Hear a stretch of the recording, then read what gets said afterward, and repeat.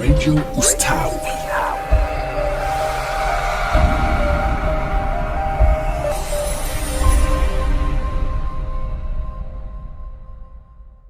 Radio Ustawi.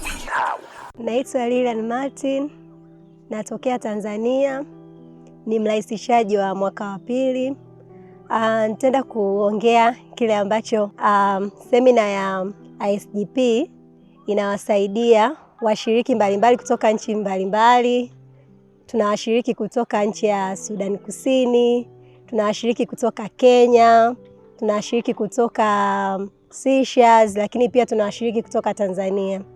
Semina ya ISGP inawasaidia washiriki kuweza kuelewa ni kwa namna gani wanaweza kuishi maisha ya upatano.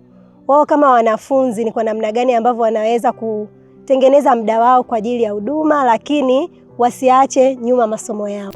Lakini sio hivyo tu, semina ya ISGP pia inawasaidia washiriki kuona ni kwa namna gani wanajihusisha kwenye shughuli ambazo zinawasaidia kwenye kuchangia kwenye maendeleo ya jamii yao. Kwa mfano, kuna hizi zana mbalimbali ambazo wanakuwa wanajifunza. Kuna hii zana ya kusudi la kimaadili lenye pande mbili. Vitabu namna ambavyo vimewekwa ama hizi nyenzo zinawasaidia washiriki kuelewa ni kwa namna gani anaweza kukuza yeye sifa zake za kiroho na kupata baadhi ya umaizi ama tajiriba fulani ambayo itamsaidia yeye mwenyewe katika kuchangia kwenye maendeleo ya jamii yake.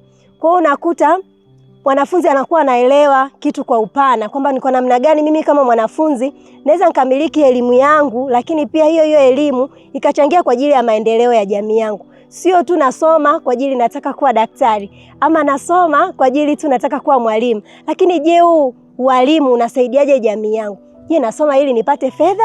Nasoma ili nipate jina kubwa? Lakini mbali na hivyo, washiriki hizi matili ambavyo zimeundwa ni kuwasaidia pia kujitofautisha, kama ambavyo vile tunaona mafundisho ya Baolaya ambavyo anasema kwamba vijana ndio ambao wenye nguvu, na kama ambavyo katika hata ujumbe wa Ridvan wa 2021 tumeambiwa kwamba vijana wengine wanabidi watembee, lakini vijana wanabidi wapae.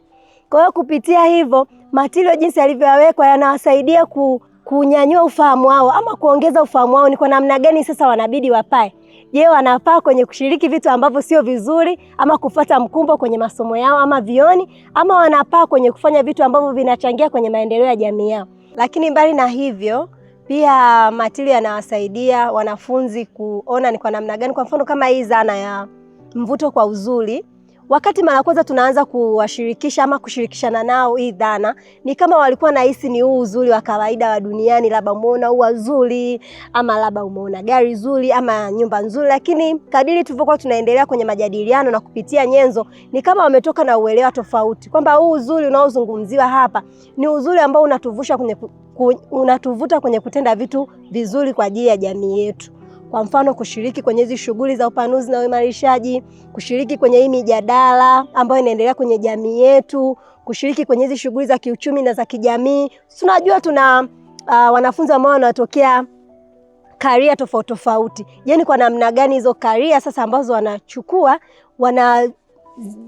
wanazihusisha kwenye hii mijadala? Ndio wanakuwa ni vijana ambao wanahusika kwenye mijadala yoyote tu, labda ya kisiasa, mijadala labda ya vijiweni, lakini ni ile mijadala ambayo inachangia kwenye mabadiliko ya jamii kwa ujumla. Kwa hiyo nawakaribisha wazazi, jamii kwa ujumla, mwakani kuwaruhusu vijana wao kushiriki ambao tayari wako kwenye masomo, tayari wanachukua hizo kozi mbalimbali. Itakuwa ni kitu kizuri kwa sababu kama ambavyo nimejaribu kuelezea, itawasaidia vijana wao kwa ajili ya maendeleo yao binafsi, lakini pia kuchangia kwenye maendeleo ya jamii. Karibuni sana na tunawapenda. Radio Ustawi.